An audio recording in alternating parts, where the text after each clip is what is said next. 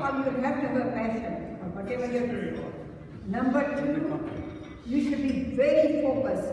You should have an intense focus for that thing.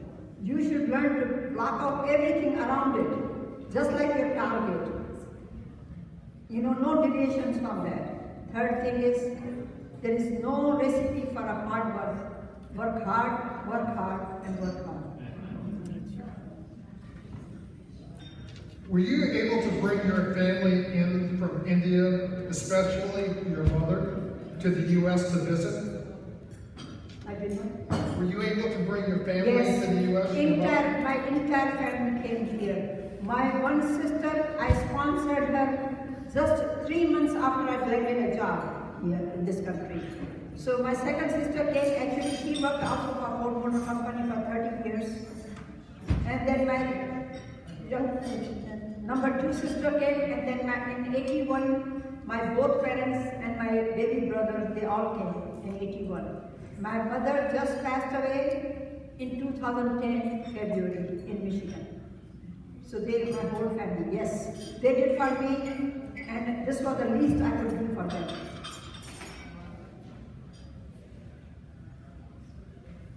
What kept you motivated and driven with all the hardships that you had to face while being a woman at Ford? When times were hard and through college and in the business world? You know, when you lose everything, what they say, then you just have to, only way you can come up is by working hard.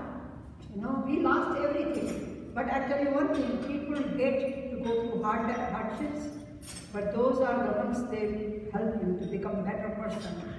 If partition did not happen, which was very hard on all these refugees, but those are the refugees, they came up and did very well. So don't, you know, I mean, nobody wants bad times, but the bad times they teach you better, and then you have to learn to appreciate good times. What advice would you have for women today entering the business world? Don't take no for anything. Believe in yourself and do what you think you can do. Look at Mary Barra right now. She's a president of Ford Motor Company. She hasn't been able to do it. General Motors. General Motors. Yeah. Mary Barra. I mean, we are actually, when I came to this country in 60s, I used to talk to a lot of young girls and ask them the same question, what do you want to be? You know what answers I got? I don't know. That was number one answer. Number two, or maybe secretary, maybe nurse. Nobody said I want to be a president of the country. Nobody said I want to be a CEO of some company. I did not get those answers from anybody, and I was really disappointed because I thought I had come to one of the most advanced countries in the world, where I had come from this country, and over there, after we got independence, our curve of women going for the higher education went straight up. We had a lot more doctors, we had lawyers. When even I left in 1965, our Parliament of India had a 1/3 woman working there. 1/3. And here we don't have a woman president yet. Where are the girls? Why are you not coming forward and do something? We are capable of doing anything we want. We just have to set our goals right. You gave advice for women. What advice would you have for men? Oh, help woman.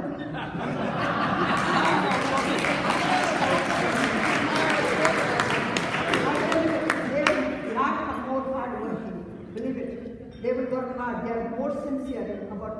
I mean, look at it. There is no family will be successful unless they respect a woman in their family.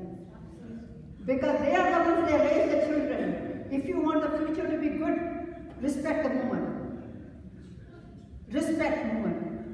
They deserve it because they are raising your precious children. If child sees mother not being respected, what kind of respect he will have or she will have for father? So learn to respect women. Any examples of sticking up for you in the workplace when you were there? Any ones that you could? Once they realize what I was going to do, yes. First example I gave you, like somebody bringing a stack of papers for me to type. I'll tell you one other story. One time, when the computers were new, still like in the early 70s, I was probably the youngest engineer in the department. I learned very fast. And one time I was printing on the teletype those big sheets of paper, legal size. And I was working on my lunchtime because I had to take that report for 1 o'clock meeting. And I was only alone in the department that I'm working. And this elderly engineer walks up to me and starts staring at all those numbers. And you know what comment he made? All those numbers are wrong. Okay? And here I have worked so hard on that report. And then he starts walking away. So I called him back. I still remember his name. I'm not going to say it. So I said, will you please come back? And he came back and he says, what? I said, I want to have a bet with you. And he said, what bet? I said, every number wrong on this report, I give you $1. If you can give me 1 penny for every right number here. And he just took off in a hurry. He went to the department and said, don't ever mess with her. So you have to have a confidence. Once you stand up and you know you are right, don't let anybody tell you anything different.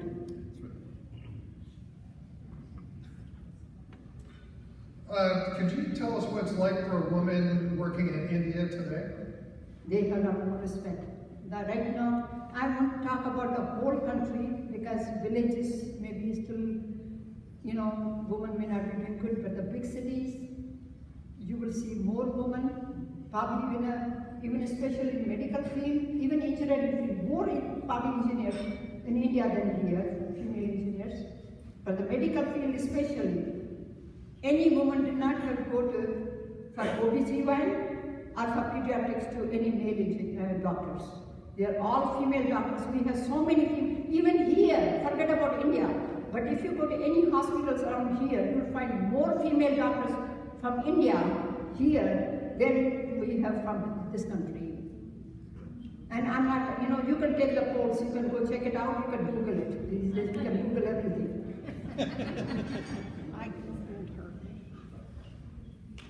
And finally, tell us what you think about the future is going to be for women and engineers and Ford. And I think once the men find out they are the better workers, hard workers, sincere workers. Now they have started, now I think we are going to look at it in the polls. I think more women are going to win this time and even elections. I know that. I think they are coming up, they are working hard, and I don't see any reason women not coming up. There should be equal partner on everything, And men, they have to help them too to get there. Don't think that because, see, old time men, they thought, I tell you, when 1967, when I joined Ford Motor Company, and we had a big layoff, you probably remember, the biggest layoff we had was end of 67. And then that time, Detroit newspaper was not coming out, so a lot of people had lost jobs. One factory worker, I was going through our plant, and he was kind of upset, because I think his family, some members, they lost jobs. So he's telling me, go back to your country. I said, this is my country. Right. And he says, go back to your kitchen. I said, this is my kitchen. Here. I mean, you had to know what to answer those people.